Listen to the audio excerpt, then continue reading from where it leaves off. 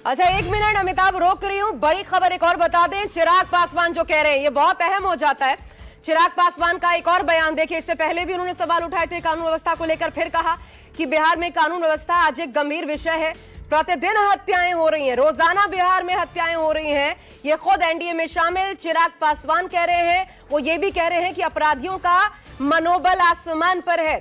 बिहार में पुलिस प्रशासन कैसे काम कर रहा है ये समझ से परे है, ये चिराग पासवान कह रहे हैं। तेजस्वी यादव को आपने सुना, वो ये कह रहे थे कि बिहार में अपराधी सम्राट हो चुके हैं, विजय हो चुके हैं। तो दरअसल सवाल अब तेजस्वी यादव भी नीतीश कुमार से नहीं पूछ रहे अमिताभ, क्योंकि तेजस्वी यादव भी बार बार कहते रहे वो तो अचेत अवस्था में है। तो यानी कि अब सीधा सीधा ये तो बीजेपी की भी जिम्मेदारी, जब सीधा नाम लेकर के संबोधित कर रहे हैं तेजस्वी यादव। तो विजय सिन्हा कह रहे थे कि बुलडोजर चलेगा, तो वो बुलडोजर यूपी की तर्ज पर कब चलेगा, कब अपराधियों में खौफ होगा?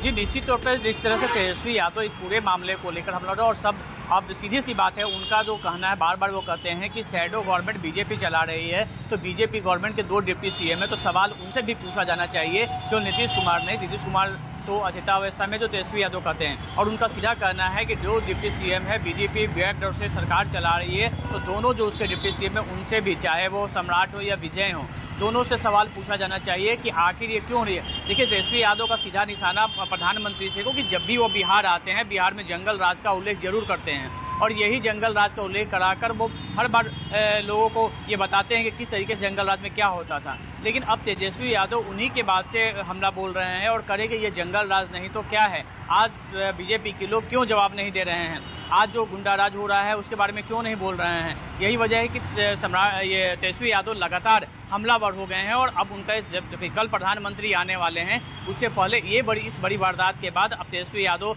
मुकर हैं और ये सवाल वो प्रधानमंत्री से भी कर रहे हैं कि बिहार को लेकर आखिर अब क्या कहेंगे, इस हालात को लेकर क्या कहेंगे। तो क्या इस चुनाव जंगल राज वर्सेस कुशासन राज, ये फाइट ये तय हो चुका है अमिताभ? समझे, ये एक बड़ा मुद्दा होगा, ये जो वर्सेस वाली स्थिति है। सुशासन बाबू को कुशासन बाबू कहा जाने लगा है, तो और जिस प्रकार अपराध बढ़ा है, यानी ये वर्सेस वाली स्थिति चुनाव में देखने को मिलेगी। इसी तरीके से विपक्ष कम से कम इस मुद्दे को आगे बढ़ा रहा है।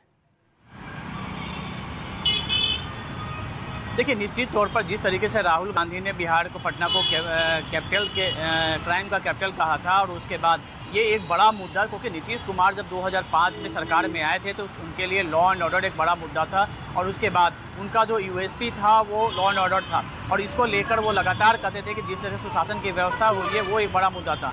लेकिन जिस तरीके से इस चुनाव के पहले, 2025 के चुनाव के पहले लॉ एंड ऑर्डर एक बड़ा मुद्दा बन चुका है, कानून व्यवस्था एक बड़ा मुद्दा बन चुका है, तो इसको लेकर भुनाने की जरूर भी जो महागठबंधन के नेता हैं वो कोशिश कर रहे हैं, और ये एक बड़ा मुद्दा बन जाएगा। क्योंकि अब धीरे धीरे ये बात भी अब हम लोगों के जहन में आ रही है कि आखिर अचानक से इतने क्राइम बढ़ क्यों रहे हैं, और अगर क्राइम बढ़े हैं तो फिर सरकार इसे रोक क्यों नहीं पा रही है। इतनी बड़ी पुलिस फोर्स उसके साथ है, लेकिन उसके बाद क्राइम क्यों बढ़ रहे हैं।